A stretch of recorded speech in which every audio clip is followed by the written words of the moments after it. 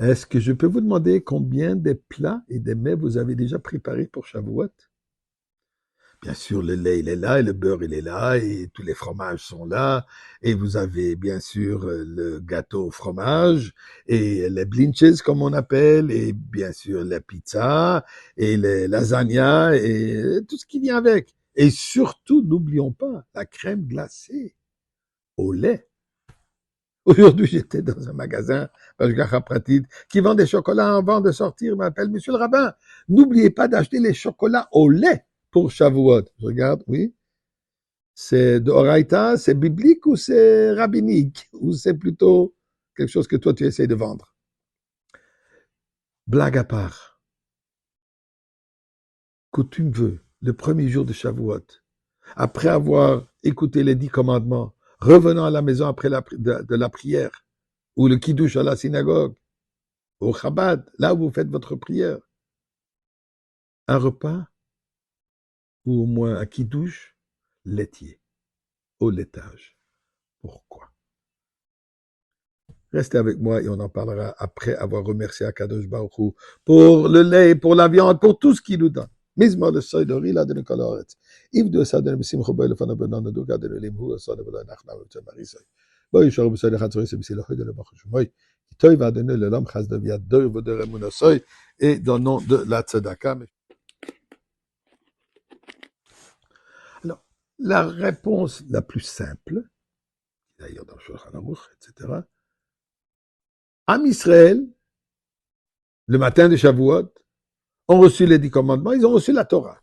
Pas seulement les 10 commandements, ils ont reçu la Torah. Dans la Torah, il est dit que de la viande, on ne peut pas manger juste en abattant, en tuant l'animal et ensuite on en mange.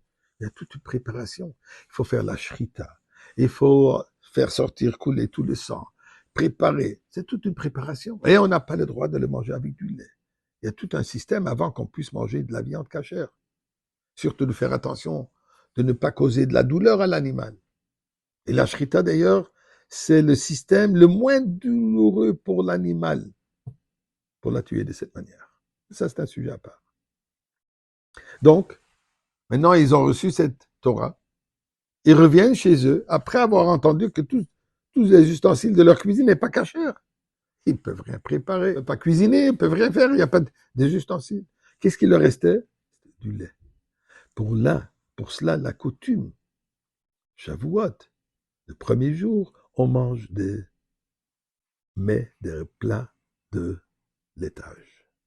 Mais il y a un sens beaucoup plus profond que cela. Nous avons reçu la Torah suite à notre proclamation. Quelle proclamation? Naaseh venishma. Dieu demande à toutes les nations, est-ce que vous voulez accepter la Torah? Ils ont tous refusé. Ça ne leur plaît pas. Ils ont demandé qu'est-ce qu'il y a là-dedans. Dieu leur a donné un exemple. Il dit non, ça ne me plaît pas. Dieu arrive au peuple juif. Êtes-vous prêts à accepter la Torah? Nous avons répondu d'une manière totalement illogique, ou je devrais dire supralogique, au-delà de la logique. Qu'est-ce que nous avons dit? Naaseh venishma. On s'engage aveuglement, sans savoir à quoi on s'engage. Tu n'as même pas besoin de nous donner un exemple, de nous donner une de ces mitzvot. On a dit à Kadosh Baruch Hu. Tout ce que tu nous donnes, on accepte. Et on s'engage entièrement. Ça, c'est pas une réaction logique. Logiquement, quand je m'engage à quelque chose, je veux savoir à quoi je m'engage. Ici, ils ont dit tout simplement, provenant de Dieu, on n'a pas de questions à poser. C'est pour nous, c'est bon. Regardons un peu le lait. Le lait provient d'où? D'une vache. La vache, viande. Le lait qui provient de cette vache, cette partie donc, ce liquide de cette vache, elle est totalement différente au point qu'on n'a pas le droit de la manger, de le boire, de le consommer avec la viande. Mais pourquoi? C'est part de la vache. C'est part de cet animal. Où est la logique? Eh bien, mes chers amis, vous savez quoi? Choc. C'est un commandement divin où il ne nous a pas donné la logique avec. Et nous savons que le bassar v'chalav, la viande et le lait, on n'a pas le droit de le consommer, on n'a pas le droit d'en profiter, on n'a pas le droit de le cuisiner ensemble. Pourquoi? Pour ça, puisque Dieu a dit. Donc le lait symbolise notre engagement total à Kadosh Baruch. Pour ça, l'importance de ce produit laitage. On connaîtra la raison. Quand? Dès que Mashiach arrive.